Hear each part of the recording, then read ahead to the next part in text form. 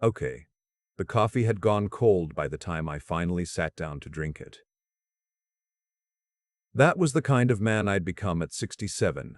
Someone who pours a cup in the morning, gets distracted by the mail or the news or nothing at all, and finds it sitting there 2 hours later, stone cold on the counter. My wife, Lorraine, used to tease me about that. She'd say I was the only person alive who could make a hot drink patient. She passed 4 years ago. Pancreatic cancer. 11 weeks from diagnosis to the end. These days I drink the cold coffee anyway, because reheating it feels like admitting something I'm not ready to admit. I was standing at the kitchen sink that Thursday morning looking out at the front yard I'd mowed the day before, thinking about nothing in particular, when my phone rang. It was my daughter-in-law. "Dad," she said. She'd called me Dad since the first Christmas she spent with us, which I always appreciated. "We want you to come for dinner Saturday. Nothing fancy. Ronnie's been asking about you." Ronnie was their youngest, 8 years old, and convinced his grandfather knew everything worth knowing. I'd been teaching him to fish at the reservoir outside town, and he'd recently become obsessed with knots. I'd been meaning to show him the bowline hitch. I said yes without thinking twice. I probably should have thought twice. My son, at 41, was not a bad man. I want to be clear about that, even now, even after everything. He was not a bad man, but he had a weakness that I'd watched swallow better men than him, and I'd spent the last 3 years pretending I didn't see it happening to my own boy. He gambled. Not casually, not the way some people do a scratch ticket at the gas station. He gambled the way certain people drink, compulsively, secretively, in the particular way that looks like something else until suddenly it doesn't look like anything else at all. I'd lent him money twice. The first time was 18 months ago, $9,000 I took from my savings account, the one I'd been adding to since 1987. He said it was for a contractor who was about to put a lien on the house. I believed him. The second time was 7 months ago, $6,000. That time, he said my daughter-in-law didn't know and he needed to keep it that way. I gave it to him anyway because that's what fathers do, or at least that's what I told myself. He paid back the first loan. He hadn't touched the second one. I hadn't brought it up because bringing it up meant having the bigger conversation, and I wasn't sure I was ready for that conversation. I thought about it on the drive over Saturday evening. I'd brought a bottle of cab I'd been saving, and Ronnie's birthday was coming up, so I had a card with $40 in it in my jacket pocket. I was wearing a jacket because it was October and because Lorraine always said I dressed too casually. Old habits. The dinner was fine. My daughter-in-law made a pot roast that was better than anything I could produce on my own, and Ronnie showed me 17 different knots he'd looked up on YouTube, some of which I was fairly certain were not real knots. My son was quieter than usual, but I'd learned not to read too much into his moods. He could be quiet when he was happy and loud when he was anxious. I never fully cracked the code on him. After dinner around 8:30, my son stepped outside to take a phone call. He was out there a long time. I helped clear the dishes and played one more round of Go Fish with Ronnie before my daughter-in-law put him to bed. When she came back downstairs, my son still wasn't inside. I said goodnight a little after 9. My son had come back in by then, quieter still. He hugged me at the door, which wasn't unusual, but he held on a beat longer than normal. I noticed it. I didn't say anything about it. I was 15 minutes from home when my phone rang through the car speakers. Unknown number. I almost let it go to voicemail. I get enough spam calls, but something made me answer. "Is this Stuart?" A woman's voice, slightly breathless. "It is. Stuart, this is Vera from 2 houses down. From Birchwood Court. I live next to the Pattersons." I knew Vera. 60-something, retired schoolteacher, always had a wreath on her door. We waved when we passed each other. Sometimes chatted about the weather or the HOA's latest communication. "Vera, hi, is everything all right?" "Stuart, I don't want to alarm you," she said, which is the thing people say right before they alarm you, "but there are lights on in your house. And I just saw a car in your driveway that I've never seen before. A dark blue sedan, no plates." I felt the steering wheel go cold under my hands. "Are you home?" she asked. "No," I said. "I'm at my son's. I'm on my way back." Should I call 911? I said. Please, Vera. Tell them there may be an intruder. I'm about 15 minutes out. I already dialed, she said. I just wanted to make sure you weren't in there first. I thanked her and hung up, and then I sat with the sound of the highway for a moment, my heart doing something irregular in my chest. I thought about what was in the house, the usual things: television, laptop, the good camera from when I used to do photography. But there was also the small fireproof safe in the closet of the back bedroom, the one I put there after Lorraine died. It had $12,000 in it, the last of which she called the emergency fund. What we built together over 35 years of not spending more than we had. It was in cash because Lorraine didn't fully trust electronic transfers after we'd been hit by a fraud situation with our joint account back in 2019, and I'd never gotten around to reorganizing it. I know how that sounds. I know. I drove faster. When I turned onto Birchwood Court, I could see a police cruiser already parked at the curb, lights going. A second one was pulling up behind it. There were officers at my front door, which was standing open about 6 inches. My neighbor Vera was on her porch with her arms crossed, watching. I parked and got out. One of the officers walked toward me. Sir, is this your property? It is. Stuart Calloway. I got a call from my neighbor. She saw lights in an unfamiliar car. We've cleared the main floor, he said. We believe there's still an individual in the back bedroom. We're asking you to stay out here. I stayed out there. 15 minutes, that felt like considerably more. Then they brought a man out the front door. He was young, mid-20s maybe, in a gray hoodie and jeans, carrying nothing. He looked at me briefly as they walked him past. I didn't recognize him. They found my safe still locked. They found the closet door open and the safe moved, a pry bar on the floor next to it, like whoever this was had tried and failed to open it and was still working on the problem when the police arrived. Whoever he was had been there over an hour, according to what the officers pieced together from Vera's timeline. An officer took my statement. He asked if I had any idea how someone might have known about the safe. I said I didn't. That was the honest answer in the moment. But I drove home for my sons that night, and later, sitting in the kitchen with the lights on because I didn't want to turn them off, I started thinking about the phone call my son had taken outside at dinner.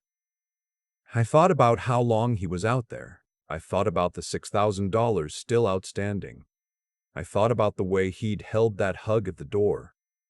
I didn't want to think what I was thinking. I made myself go to bed. The next morning, I called him. He answered on the second ring, and I could tell immediately from his voice that he already knew. Not that he'd heard about the attempted break-in through normal channels. He knew the way you know something you've been waiting to hear. How'd you sleep? He asked me. Someone broke into my house last night, I said. Silence. Not the silence of surprise, a different kind. Dad, while I was sitting at your dinner table, I said. Someone came to my house. They had a pry bar. They knew exactly which room to go to. Dad, I'm so sorry. I need to ask you something, I said, and I need you to tell me the truth. He was quiet for a long time. I could hear him breathing. How much do you owe? I asked. Not to me, to whoever it is you've been dealing with. The silence stretched. And then, quietly, in a voice I hadn't heard from him since he was a boy, he said, $47,000. I put my hand flat on the kitchen table. I had been doing the math in my head since 2 in the morning. The $9,000 I'd lent him. The $6,000 still outstanding. A man who owned a house and a car and a business he'd started 5 years ago with my help, who had a wife and a son who loved him. $47,000. Who was he? I asked. The young man they arrested. He works for the guy I owe money to. Stuart, I swear to you, they threatened. They said if I didn't, don't, I said. Please don't. He stopped. I asked him if his wife knew. He said she didn't. I asked him if she knew about the loan he'd taken from me 7 months ago. She didn't. I asked him if she knew about the gambling. A pause. She knew some of it, he said, not the extent. I'm not going to pay this debt, I said. I want to be clear with you. I am not going to pay $47,000 to protect you from a situation you created. I love you. You're my son. and I'm not doing that." "I know," he said, and then, "Dad, I'm so sorry." "I believe you're sorry," I said. "I believe that every time." That week was the hardest week I'd had since Lorraine died. I told my daughter-in-law what I knew, because she had a right to know. She was devastated, and then she was furious, and then she cried, and I sat at their kitchen table for 3 hours while they worked through it in the way that couples have to work through something that large and that ugly. I didn't leave until they were talking rather than yelling. The young man who'd broken in was charged. He had priors, and the DA told me later there'd be actual prison time. My son cooperated with the police, gave them information about the man he owed money to. The detectives told me that cooperation would likely help him, legally. There was a larger investigation, apparently. I won't get into the details because I don't fully understand them. My son and daughter-in-law went to their bank the following Monday and refinanced their home equity line. They were working with a financial counselor. My son joined a Gamblers Anonymous chapter in their area. He called me every Sunday, and I took every call. I wasn't ready to have dinner there again, not yet, but I took the calls. Ronnie didn't know. His parents decided not to tell him, and I agreed with that. He's 8. He just knew his dad was going through some hard stuff, the way kids know without being told. Last time I saw him, he tied me a bowline hitch with no help at all, both loops perfect, and he grinned at me like he'd won something. I keep the safe now in a different spot, and the cash in the bank. I know. Lorraine would have made that change years ago and never let me hear the end of it. What I keep coming back to is the phone call. Not my son's call that night at dinner, but Vera's. That quiet, careful phone call from a woman 2 houses down who could have told herself it wasn't her business, who could have just kept her curtains closed. She didn't. She picked up the phone and she called me first, to make sure I was safe before she called the police. I brought her flowers the week after it happened. Yellow tulips because I remembered she'd mentioned planting them last spring. She said it wasn't necessary. I said it very much was. We're not the kind of neighbors who socialize. We probably won't start. But when I mow the front yard now, and she's walking her dog past the fence, she lifts a hand, and I lift a hand. And there's something in that I don't have a clean word for. I'm not sure what happens next with my son. I don't know how long recovery takes, or if it holds, or what it looks like on the other side. I've been to one Al-Anon meeting. Someone recommended it for family members of people with addiction problems, and the woman leading it said something that stuck with me. She said, "Love without limits isn't love. It's fear in a generous coat."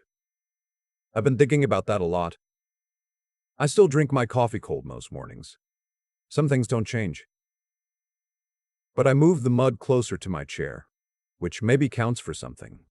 There's a thing that happens when you've loved someone their whole life. You develop a kind of selective blindness.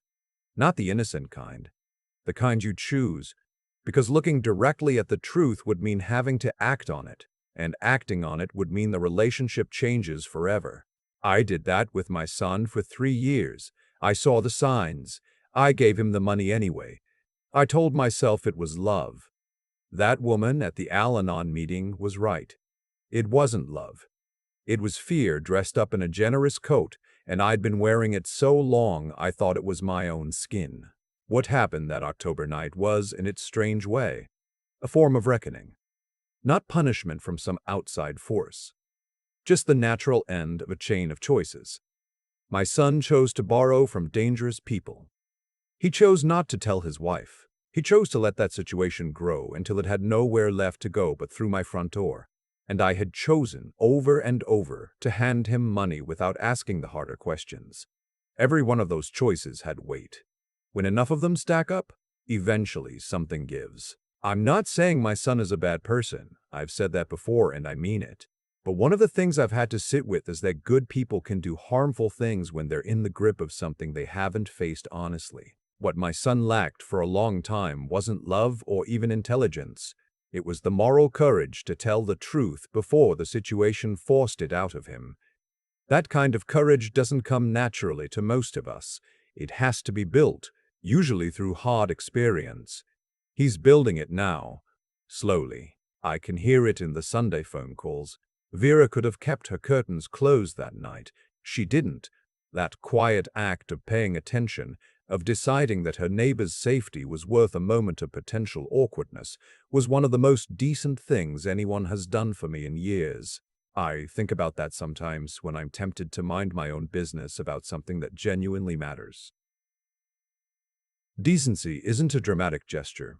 It's Vera picking up the phone at 8:30 on a Saturday night because something didn't look right, and Ronnie, 8 years old, tying his bowline hitch with both loops perfect. He doesn't know what happened. He just knows his dad is going through something hard, the way children sense things without being told.